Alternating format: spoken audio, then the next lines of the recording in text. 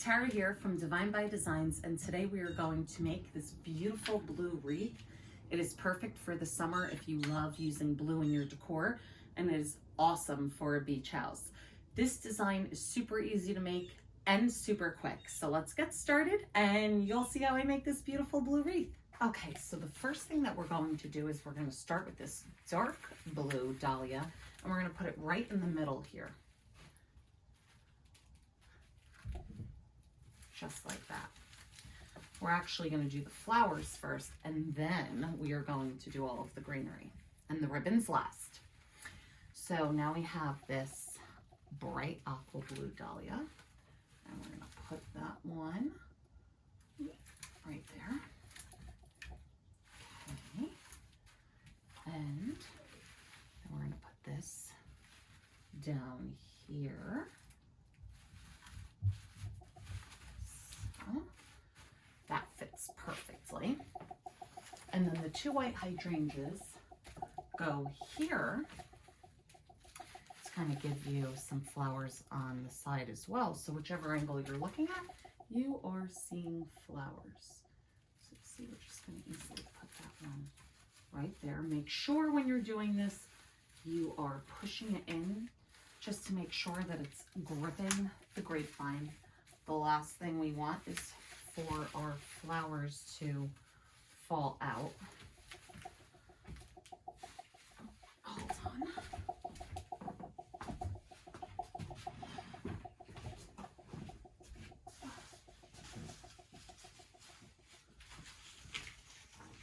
That was the wrong white flower.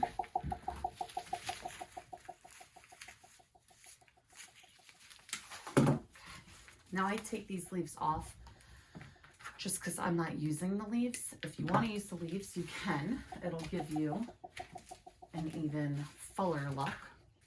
But I didn't really like the leaves on these hydrangeas, so I kept them off. You know, sometimes when you buy artificial flowers, the flowers are beautiful, but the leaves look a little cheap, and that's how I felt about these specific leaves. But again, that is your call. It's your wreath. Okay, so now we're going to start with greenery. So this is leather fern. I love it. It's very versatile. We have a whole bunch here. So first I'm going to just cut down these stems a little bit. We don't need them to be this long. You don't want them too short, but when it's too long, you run the risk of them sticking out of the back of the wreath if you don't put everything in perfectly. And we could always cut them, but you know, if we could skip that step because nothing's sticking out in the back, that is even better. So we have this one here. Okay. And then we're gonna do one on the bottom. So just lift up the dahlia and find a nice tight spot to put it in. I think I only used one bush of this, but if I didn't, I definitely have more. So I'm going to see once I get this all in if I need to. I haven't made this design in, oh God, probably not since last summer.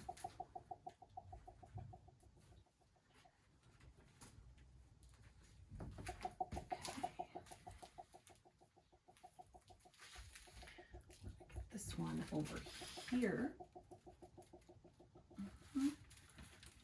right like that. And then, oh, this is still a little bit too long.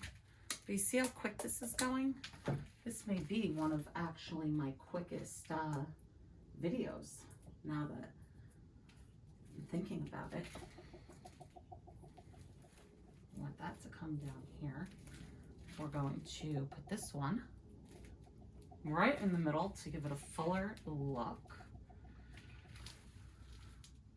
I don't know if you guys can see what I'm using in the video, but I have a glue pot. So if you see me kind of going back and forth down there, it's the glue pot.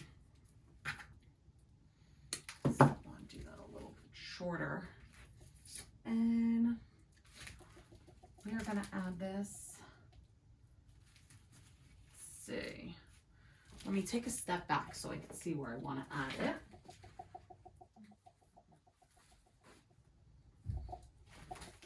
I'm going to add it right here by the white.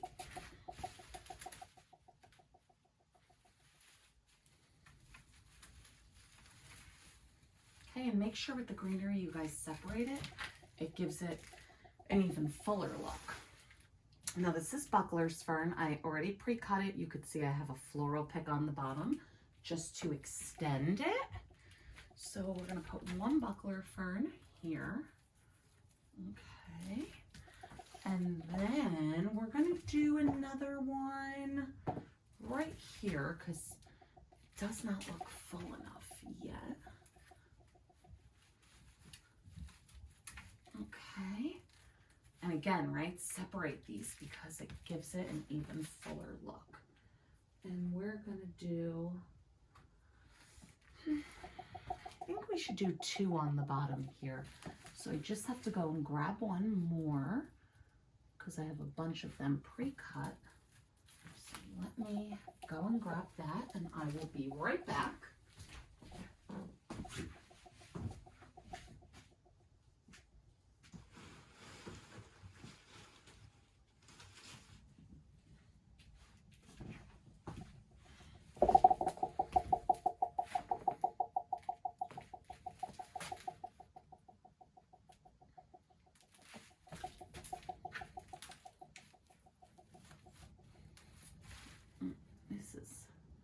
The wreath down here is a little tight and I'm struggling fitting it in somewhere because you want to make sure it's in that grapevine good. That's always one of my biggest fears with selling wreaths is that it falls apart, right? And it's never happened. You know, over the years you have to expect something's gonna happen. These are little white flowers that I'm adding. That's the last part. But, you know, okay, if it's after years, fine.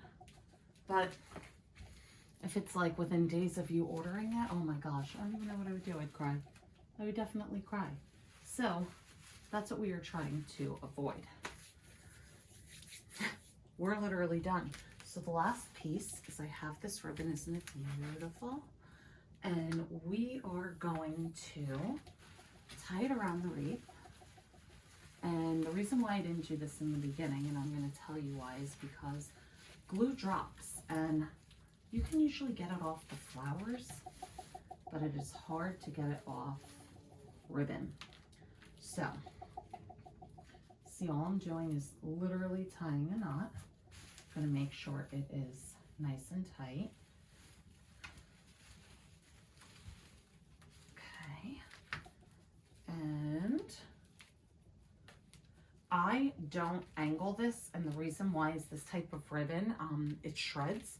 So I'm just going to give it a nice clean cut straight across, just so that it's a fresh cut, right? So all I do is I fold it in half like this. I hold it super, super tight. You don't want to cut off too much, just a little bit. See, now it's a nice clean cut.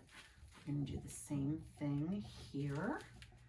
And we are going to pull it tight, cut it,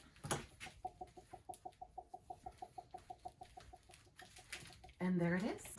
Okay guys, we are all done. I hope you enjoyed. It was super quick, super easy, and bright and blue. I wish all of you a happy almost spring. I do have this available in my Etsy shop if you don't want to make it, but if you do try to make it, I wish you all the luck in the world, and I bet you it will be beautiful. Thank you for watching, and I'll see everyone soon.